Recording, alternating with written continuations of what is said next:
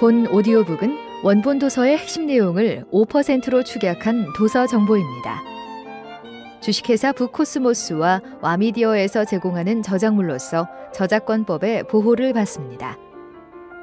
정식 인가 없이 무단 전제, 무단 복제 및 전송이 금지됨을 알려드립니다.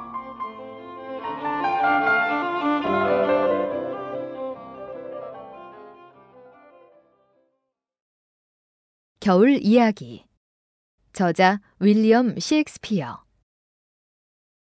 윌리엄 셰익스피어는 세계 최고의 극작가 중 한 사람이다. 그가 쓴 37편의 드라마는 오늘날에도 다양한 형태로 각색되어 TV, 영화, 연극 무대에서 볼 수 있고 독자에 따라 그 내용과 수준을 달리하는 책들이 계속해서 쏟아져 나오고 있다. 그의 드라마 중 몇 편의 내용은 세계 각국의 남녀노소에게 진부하리만치 친숙하다. 사실 로미오와 줄리엣의 애틋한 사랑과 비극적인 죽음을 모르는 사람이 얼마나 되겠는가.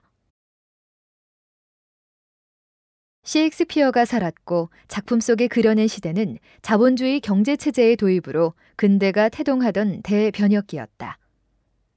그 시대의 두 힘의 충돌과 그 갈등을 축으로 하는 드라마가 역사상 유래를 찾기 힘들 만큼 성행한 것도 그런 이유에서다. 몇백 년을 이어오던 질서가 쓰러지고 전혀 새로운 질서가 자리를 잡아가던 시기에 위로는 국왕으로부터 아래로는 하층 계급에 이르기까지 사회의 모든 계층이 함께 극장에 드나들며 무대에서 벌어지는 역사를 보고 그 역사의 형성에 참여했던 것이다. 셰익스피어는 근대로 이행하는 역사적 흐름의 필연성을 짚어내고 그 질곡과 모순의 단초들을 예리하게 지적했다. 그의 작품은 모두 셰익스피어의 사후에 동료 배우들과 인쇄업자들의 기억 속에 남아있는 것을 근거로 출간한 것들이다. 박제된 진리로서가 아니라 열린 창작물로서의 셰익스피어의 작품이 갖는 의미를 새삼 되새기게 하는 부분이다.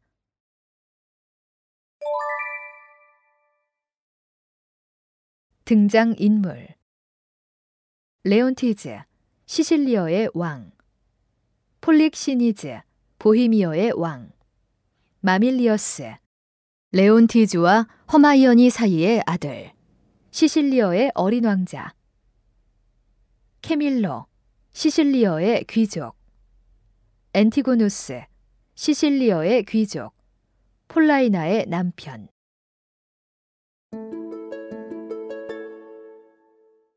제1막.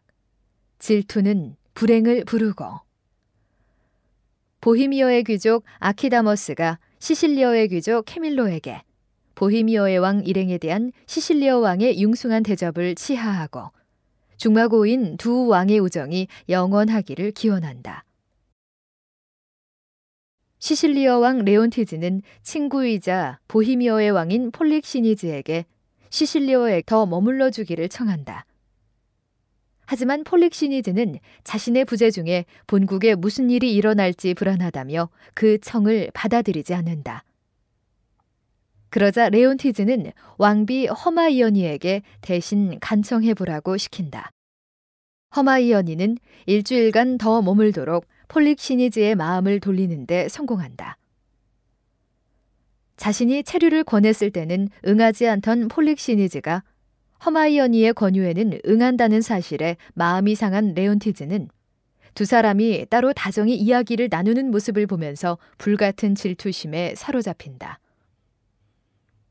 일단 광적인 질투심에 사로잡히게 되자 레온티즈는 실제 있지도 않은 허마이어니와 폴릭시니즈의 불륜을 생생한 사실로 확신하게 되는 병적인 단계에 이른다.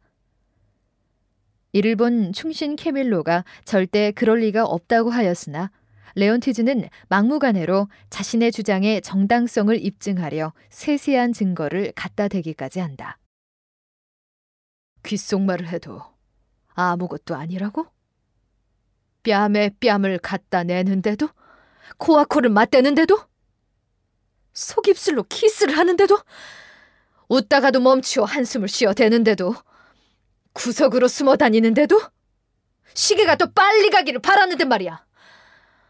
시간이 분처럼 되어 정오가 곧 자정이 되기를 바라잖아. 남의 눈에 띄지 않았으면 한 건 나쁜 거지. 이게 아무것도 아니라고? 그렇다면 이 세상이, 아니 그 안에 있는 모든 게 다 아무것도 아니지. 저 창공도 아무것도 아니고 보히미어도 아무것도 아니지. 내 안에도 아무것도 아니고 아무것도, 이렇게 아무것이 없는 거야. 이것이 아무것도 아니라면 말이야. 이렇게 파괴적인 질투심 때문에 실제하지도 않은 폴릭시니즈와 허마이어니의 부정을 확신하게 된 레온티즈는 충신 캐밀로에게 폴릭시니즈의 독사를 명한다. 폴릭시니즈의 독사를 내켜하지 않은 캐밀로는 폴릭시니즈에게 레온티즈의 독살 명령을 알려주고 당장 같이 보히미어로 탈출하기로 한다. 제2막 배신한 자에게는 복수를. 만삭의 허마이어니는 곁에서 장난을 치는 마밀리어스 왕자에게 이야기를 해달라고 청한다. 마밀리어스는 기쁜 이야기와 슬픈 이야기 중 어느 것을 듣겠느냐고 묻고, 겨울 이야기로는 슬픈 게 좋다면서 어머니의 무릎에 앉아 귀에 대고 요정들이 나오는 옛날 이야기를 다정하게 소곤거린다. 한편 레온티즈는 캐밀로와 폴릭시니즈가 함께 도주했다는 소식을 듣는다. 믿었던 캐밀로가 폴릭시니즈의 끈앞풀이었다고 분통을 터뜨린 후 왕비의 무릎에 앉아있던 마밀리어스를 끌어내려 떼어놓고 왕비 곁에는 가까이 가지도 못하게 한다. 그리고 허마이어니에게 뱃속의 아기의 아버지가 폴릭시니즈가 아니냐고 추궁한다. 자신의 결백을 주장하는 아내의 발언은 완전히 묵살한 채 부정한 간통을 저지른 그녀를 감옥에 가두라고 명령한다. 궁정의 신하들이 모두 레온티즈에게 왕비의 결백을 진언하지만 레온티즈의 귀에는 그 모든 말이 전혀 들리지 않는다. 다만 자신도 중대사를 소홀히 했다는 비난을 받지 않으려는 생각에 클리오메네스와 디온 두 사람을 아폴로 신전으로 급파하여 신탁을 가져오라는 조치를 취했음을 알린다. 왕비를 돌보던 폴라이나는 그녀가 갇혀있는 감옥으로 찾아온다. 폴라이나는 시녀 에밀리아를 통해 왕비가 전에 없는 충격과 슬픔 때문에 예정일보다 앞당겨 귀여운 공주를 출산했다는 소식을 듣는다. 폴라이나는 왕비와 태어난 공주를 위해 왕에게 간언을 할 적임자는 자신뿐이라고 생각하고 공주를 왕에게 보여주며 왕의 마음을 돌려볼 시도를 하려고 마음먹는다. 보히미어로 도주해버려 폴릭시니즈에게는 복수할 길이 없자 레온티즈는 가까이 있는 허마이어니에게 극형을 내릴 작정을 한다. 이때 갓난아기를 아는 폴라이나가 나타나 궁신들의 만류를 물리치고 왕비의 결백과 정숙함을 당당히 고한다. 이 말에 더 화가 난 레온티즈는 폴라이나의 남편인 안티고누스를 반역자로 매도하고 아내 단속조차 제대로 못하는 위인이라고 호통을 친다. 그러나 폴라이나는 레온티즈를 향해 망상 때문에 아무 증거도 없이 왕비를 잔인하게 학대하는 폭군이라고 비난하면서 끝끝내 할 말을 다 하고 만다. 방 밖으로 밀려나면서도 폴라이나는 그 갓난아기는 틀림없는 왕의 아이라고 말하며 아기를 남겨놓고 떠난다. 죄 없는 아기를 위해서 무슨 일이라도 하겠다고 나서는 안티고누스에게 레온티즈는 아기를 시실리어에서 멀리 떨어진 황막한 들판에 버리라는 잔인한 명령을 내리고 이에 안티고누스는 아기를 안고 퇴장한다. 신탁을 받으러 갔던 신하들이 귀국했다는 소식을 들은 레온티즈는 신하들에게 왕비를 신문할 재판의 준비를 지시한다.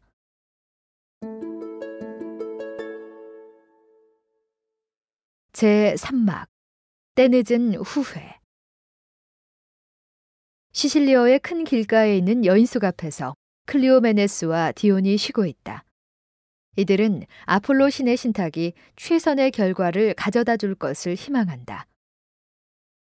창백하고 고통스런 표정의 허마이어니가 법정에 출두한다. 그녀는 자신이 보히미어 왕 폴릭시니즈와 간통하고 캐밀로와 공모하여 국왕의 생명을 해치려고 하였다는 내용의 기소문을 듣는다. 왕비는 의연하고 당당하게 말한다. 제가 드리려는 말씀은 저를 탄핵한 내용과는 맞지 않을 수밖에 없습니다.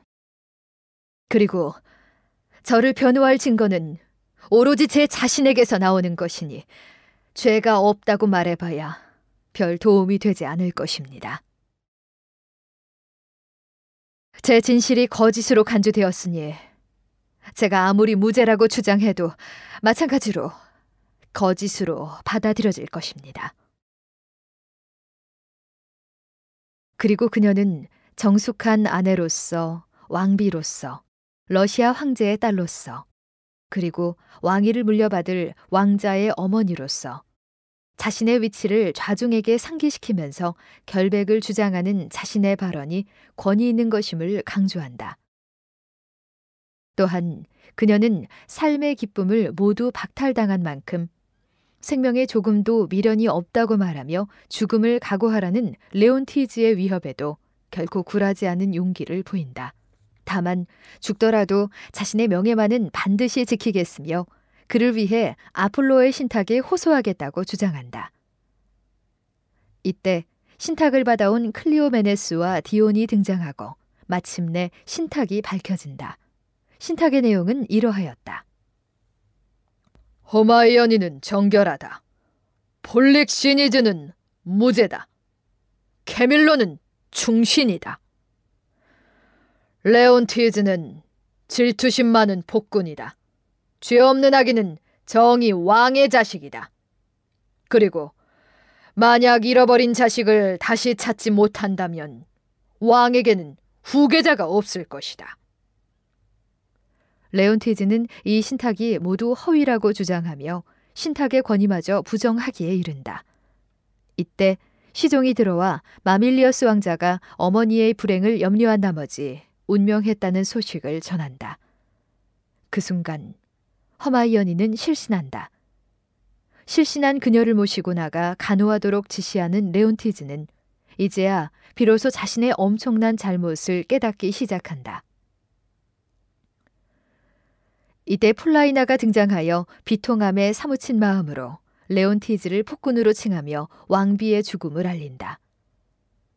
레온티즈는 그 어떤 힐책이나 비난도 달게 받겠다고 말하고 왕비와 왕자를 함께 매장하고 이들이 묻힌 교회에 매일 한 번씩 방문하여 참여하겠노라고 약속한다.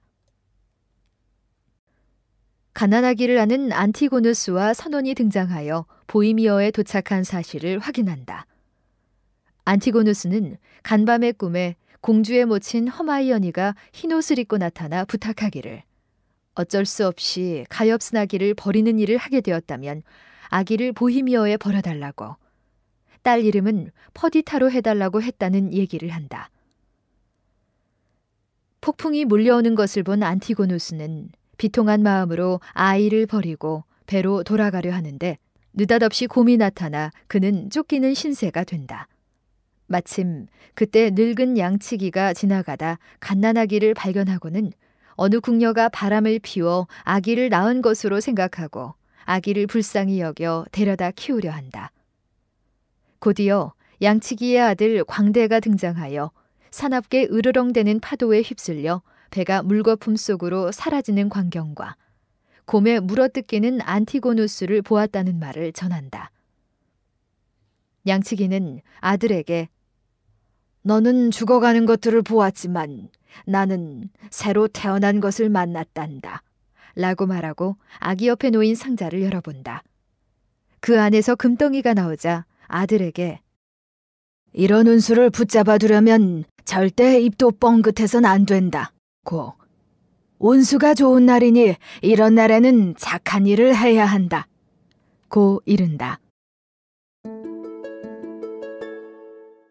제3막 사랑을 위해서라면.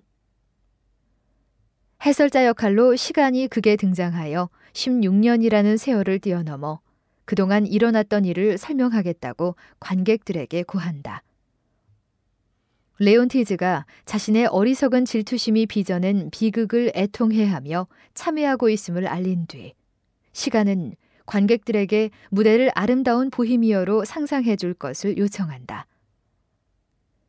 보히미어 왕에게 왕자가 있으니 그 이름은 플로리젤이고 퍼디타 공주는 이제 아리따운 처녀로 성장했으니 이 양치기 딸에게 무슨 일이 일어날는지 바로 이것이 시간의 주제라는 것이다. 캐밀로는 폴릭시니즈에게 고국을 떠난 지 어언 16년이 되었으니 이제 뼈를 고국에 묻을 수 있도록 귀국을 허락해달라고 청한다. 그러나 폴릭시니즈는 캐밀로에게 보헤미어에 계속 머물면서 자신을 보필해 줄 것을 간곡히 부탁한다. 그러고 나서 폴릭시니즈는 플로리젤 왕자가 요새 비천한 양치기의 집에 자주 드나든다는 소문의 진상을 확인하기 위해 신분을 감추고 변장하여 양치기와 직접 얘기를 나눠볼 것을 제안하고 캐밀로는 이에 따른다. 남루한 옷차림의 오톨리커스가 노래를 부르며 등장한다. 마침 양털을 깎아 판돈을 두둑히 차고 지나가는 광대에게 오톨리커스는 그럴듯한 거짓말로 속여 그 돈을 갈취한 다음 양털 깎기 축제에 가서 순진한 사람들을 꿰어 속여먹지 못하면 차라리 악한 노릇을 그만두는 게 낫겠다고 호언하며 계속 노래를 부르며 지나간다. 퍼디타는 양털 깎기 축제의 여왕이 된다. 머리에 화관을 두르고 나타난 아름다운 퍼디타에게 플로리젤은 찬사를 아끼지 않는다. 퍼디타는 두 사람의 신분의 차이 때문에 그들의 사랑이 이루어지지 못할까 염려하지만 플로리젤은 자신의 진실한 사랑이 변치 않을 것임을 맹세하여 그녀를 안심시킨다. 축제에 손님들이 모여들자 양치기는 퍼디타를 재촉하여 축제의 여주인공답게 손님들을 접대할 것을 주문한다. 퍼디타는 변장을 하고 손님으로 나타난 폴릭시니즈와 캐밀로를 환영하고 두 사람에게 어울리는 꽃을 선사한다. 플로리젤은 퍼디타의 건강한 아름다움에 반하여 이렇게 노래한다. 사랑하는 이여, 당신이 말할 때면 난 당신이 계속 말하게 하고 싶소.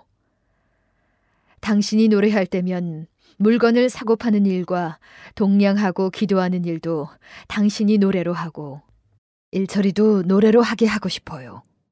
당신이 춤출 때면 당신이 파도가 되어 언제까지나 춤만 추어주기를 바라게 돼요. 계속 그렇게 계속 움직이되 다른 일은 하지 말고 말이요. 그대가 어떤 일을 하면 그 일마다 각각 그렇게도 특별할 수가 없어. 목동들이 흥겹게 풍악에 맞춰 춤을 추고 있는 사이 폴릭시니즈는 늙은 양치기에게 딸과 춤추는 젊은이에 대해 물어보고 양치기는 그 젊은이가 도리클즈라고 알려준다. 박물장수로 변장한 오톨리커스가 나타나 시골의 처녀 총각들에게 물건들을 파는 사이에 폴릭시니즈는 아들 플로리젤에게 접근하여 그가 속마음을 털어놓게 만든다. 플로리젤은 폴릭시니즈에게 세상 최고의 권력과 지식이 있다 해도 퍼디타의 사랑을 얻지 못하면 아무 값어치가 없다고 말하면서 퍼디타와 결혼하겠으니 증인이 되어달라고 부탁한다. 이에 폴릭시니즈는 플로리젤에게 부친이 안 계시느냐고 만약 부친이 계신다면 허락을 받아야 될 것이라고 충고한다. 플로리젤이 부친에게는 알릴 수가 없다면서 거듭 결혼식의 증인이 되어줄 것을 부탁하자 진노한 폴릭시니즈는 변장을 벗어던지고 아들을 힐난하며 퍼디타에게는 요망한 계집이니 가시넝쿨로 얼굴을 망가뜨려 더 비천한 처지로 만들어주겠다는 폭언을 퍼붓고 퇴장한다. 하지만 퍼디타는 어머니 허마이어니를 연상시킬 만한 의연한 태도로 이렇게 말한다. 저는 그렇게 두렵지 않았어요. 저는 국왕께 한두 번 분명히 말씀드리려고 했죠. 왕의 궁궐을 비춰주는 바로 그 태양빛은 저희 초가집도 외면하지 않고 똑같이 비춰주고 있다고요. 플로리젤은 아버지의 반대에도 불구하고 퍼디타와 결혼하겠다는 자신의 신념은 조금도 변하지 않았다는 말로 그녀를 위로하는 한편 캐밀로에게 퍼디타와 함께 배를 타고 바다로 떠나겠다고 말한다. 캐밀로는 플로리젤에게 시실리아로 가서 레온티즈 왕을 배하라고 도움을 청하면 왕자의 무모한 계획보다는 훨씬 희망이 있으리라는 충고를 해주고 플로리젤은 이에 따르기로 한다. 마침 오톨리커스가 나타나자 그의 누더기 옷으로 플로리젤을 갈아입혀 피신시킨 후 캐밀로는 폴릭시니지에게 왕자의 행선지를 알리고 왕자의 뒤를 쫓아가야 한다고 설득하여 함께 시실리아로 갈 계획을 세운다. 우연찮게 플로리젤의 옷을 걸치게 된 오톨리커스는 귀족 행세를 하여 양치기와 그 아들이 퍼디타를 발견할 당시 같이 있었던 보따리와 상자를 왕에게 전달하려 한다는 사실을 알아내고 혹시 자신의 출세에 도움이 될까 하여 이 두 사람을 왕자가 탄 배에 같이 태우겠다는 의도를 밝힌다. 제5막 운명의 신은 자비롭도다. 16년 동안 참회의 나날을 보내온 레온티즈에게 신하 클리오메네스와 디오는 충분히 속죄가 이루어졌으니 재혼을 해야 할 것이라고 권한다. 하지만 폴라이나는 레온티즈 왕이 잃어버린 자식을 찾을 때까지 후계자가 없을 것이라는 아폴로의 신탁을 상기시킨다. 더불어 레온티즈에게 자신이 허락할 때까지 재혼하지 않겠다는 맹세를 해달라고 청하고 이에 레온티즈는 그렇겠노라고 약속한다. 이때 플로리젤이 더할 나위 없이 아름다운 왕자비와 함께 국왕을 배할하러 왔다는 소식이 전해진다. 곧이어 플로리젤과 퍼디타가 등장한다. 플로리젤은 부왕의 분부를 받들어 시실리아를 방문했다고 둘러대고 퍼디타를 리비아의 공주로 소개한다. 레온티즈는 이들을 대지의 봄을 맞아들이듯이 반갑게 맞아들이는데 이 순간 보히미어의 왕으로부터 왕자의 신분과 의무를 저버리고 양치기 딸과 도주한 왕자를 체포해달라는 당부의 말이 있었다는 소식이 전해진다. 그리고 바로 잇따라서 보히미어 왕이 몸소 두 사람을 추적하여 황급히 궁으로 오는 도중에 왕자 일행과 마찬가지로 보히미어를 떠나온 가짜 공주의 부친과 오빠를 마주치게 되었고 지금 이들 양치기 부자를 문초하고 있다는 소식이 전해진다. 이 소식에 퍼디타는 매우 슬퍼하는데 플로리젤은 운명의 신이 회방을 놓는다 해도 우리의 애정을 바꿔놓지는 못할 거요 라면서 그녀를 위로하는 한편 레온티즈에게 젊은 시절을 생각해서 자신의 편이 되어 부친을 설득해달라고 간청한다. 레온티즈는 흔쾌히 그렇게 해주겠다고 약속한다. 그 후 무대에 신사 세 사람이 등장한다. 이들의 대화를 통해 레온티즈 왕이 잃어버린 딸을 찾았다는 사실이 밝혀진다. 양치기가 주워 기른 아기가 공주라는 점은 허마이어니 왕비의 외투, 목걸이의 보석, 안티고누스의 편지와 같은 증거들로 인해 틀림없는 사실로 받아들여진다. 그리고 부녀 간의 해후는 기쁨의 눈물이 강을 이룬 듯한 광경이었으며 돌아가신 왕비에 관한 소식을 전해들은 공주의 애통함은 이루 말로 다할 수 없을 지경이었다고 한 신사는 말한다. 또한 이탈리아의 명인이 오랜 세월에 걸쳐 완성한 작품인 조각상이 폴라이나에게 있으며 그 조각상은 허마이어니 왕비의 모습과 어찌나 흡사한지 사람들이 말을 걸면 당장 답을 해줄 것처럼 보이며 그 얘기를 들은 공주와 일행 모두는 그 조각상을 보러 갔다는 이야기를 전해주면서 자신들도 그 조각상을 보겠다며 퇴장한다. 이어 양치기와 멋진 옷차림의 광대가 나타난다. 광대는 귀족도 아니면서 귀족이라고 자신들을 속여먹었던 오톨리커스를 거짓말쟁이라고 비난하는데 양치기는 아들에게 우리도 귀족이 되었으니 너그럽게 대해야 된다라고 말하고 오톨리커스와 함께 조각상을 보러 가자고 한다. 왕비의 조각상을 보려고 레온티즈, 폴릭시니즈, 플로리젤, 퍼디타, 케밀로, 귀족들, 시종들이 등장한다.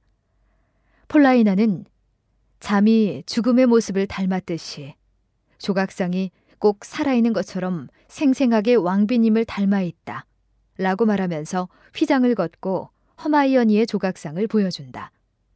마치 조각상이 살아있는 것 같은 모습이라고 감탄하는 레온티즈는 자신의 뼈아픈 죄를 상기하고 비탄에 빠진다.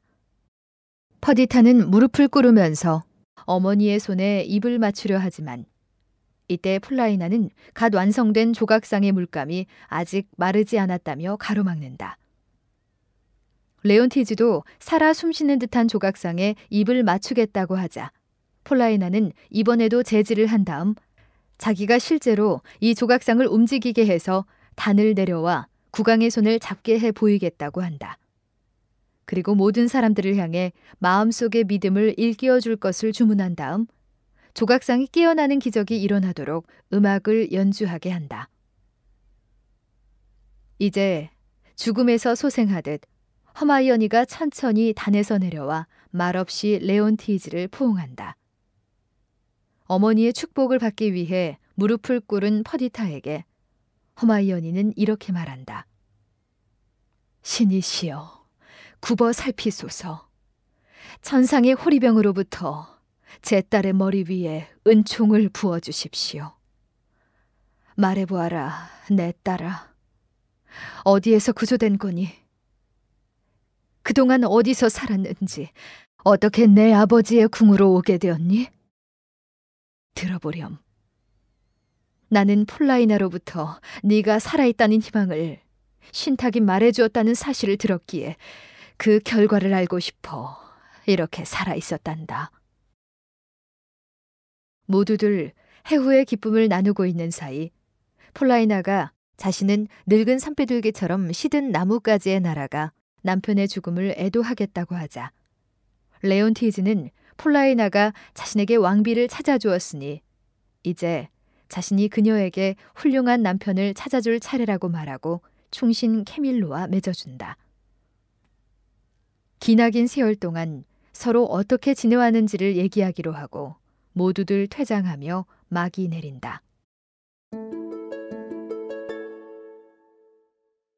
더 재미있게 읽기 위하여 겨울 이야기는 셰익스피어의 작품 활동 말기인 1609년에서 1611년 사이에 쓰인 것으로 추정되는 로맨스 극이다. 셰익스피어는 엘리자베스 여왕 시대에 가장 인기 있던 산문 이야기의 하나였던 로버트 그린의 펜 도스토를 바탕으로 이 극을 창작했다고 하는데 기록에 의하면 펜 도스토는 1588년에 초판이 나오기 시작하여 17세기 말까지 적어도 14세 이상이 찍힐 정도로 당시에 대단한 인기를 구가했다. 1611년 5월, 겨울 이야기의 관극 기록 이외에도 여러 차례에 걸친 궁전에서의 상연 기록들이 있으며 보히미어의 왕자 플로리젤과 시실리오의 공주 퍼디타가 결혼하게 되는 극중의 내용 덕분에 궁중의 결혼 피로연 때 축하 공연으로 무대에 오르기도 했다고 한다. 그리고 18세기에는 레온티즈와 허마이어니에 관한 이야기는 빼고 양털깎기 축제의 장면만 골라 양털깎기 축제라든지 플로리젤과 퍼디타라는 제목으로 각색하여 공연된 적도 있으나 19세기 이후로는 원작을 거의 그대로 공연하는 경우가 많았다.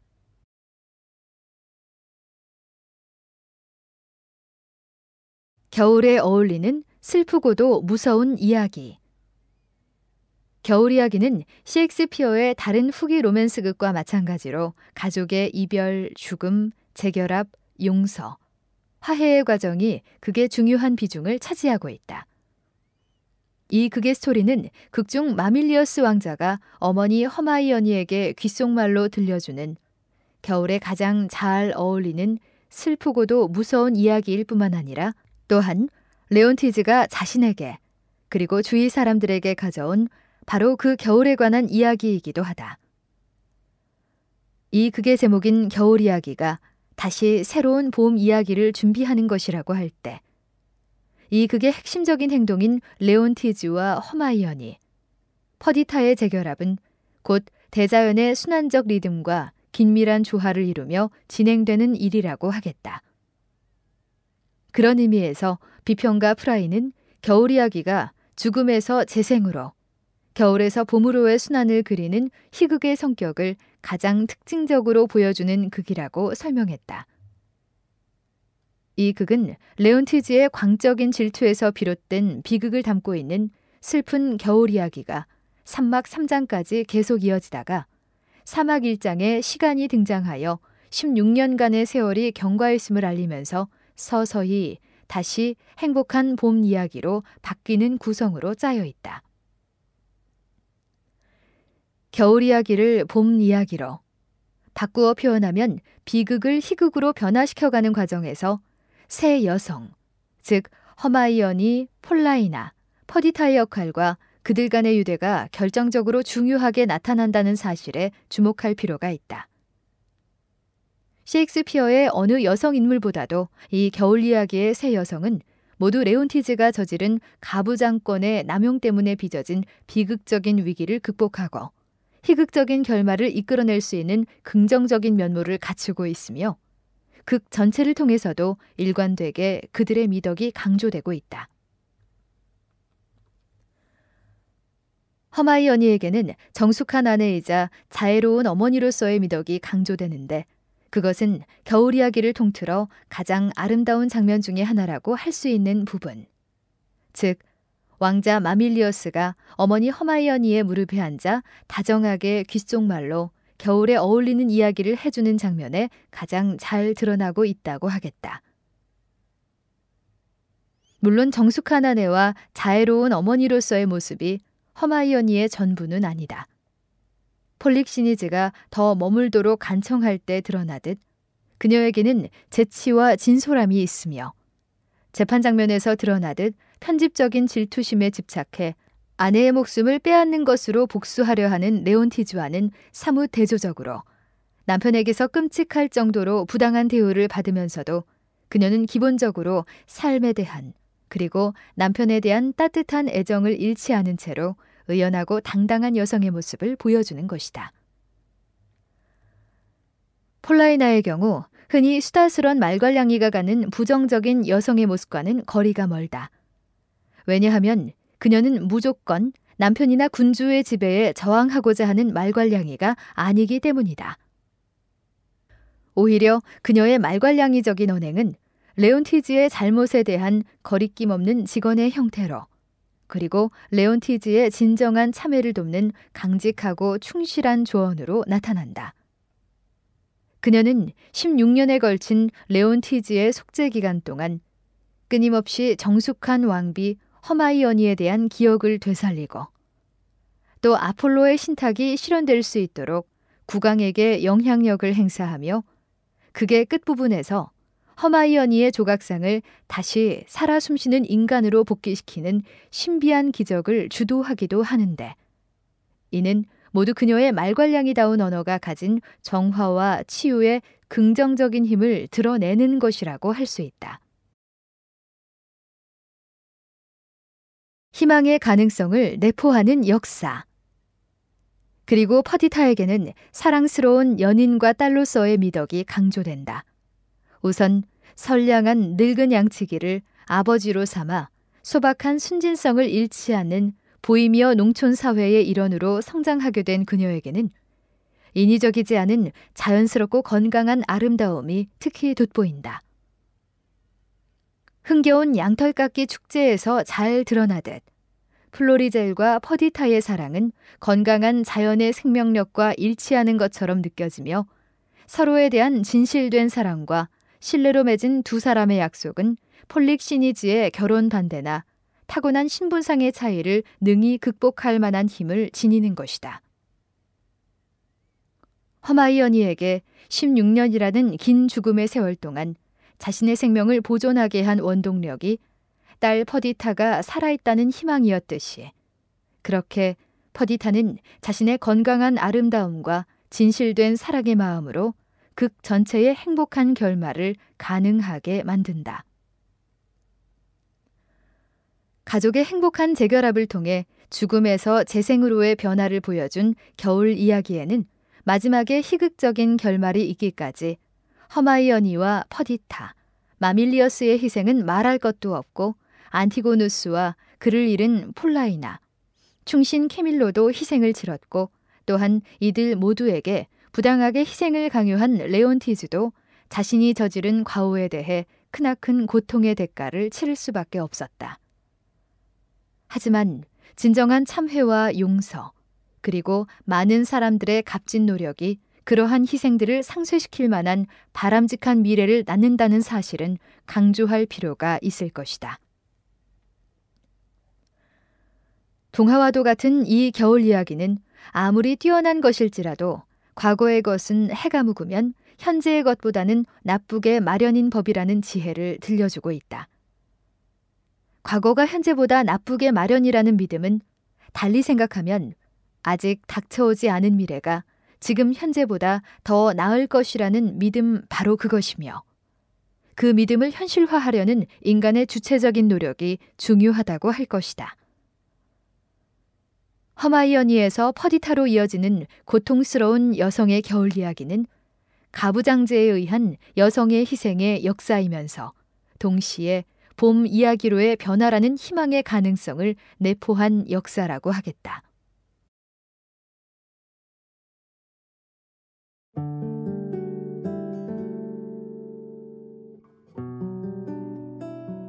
지금까지 윌리엄 세익스피어의 겨울 이야기를 낭독해드렸습니다. 출판 북코스모스, 낭독 임승미, 제작의 주식회사 와미디어였습니다.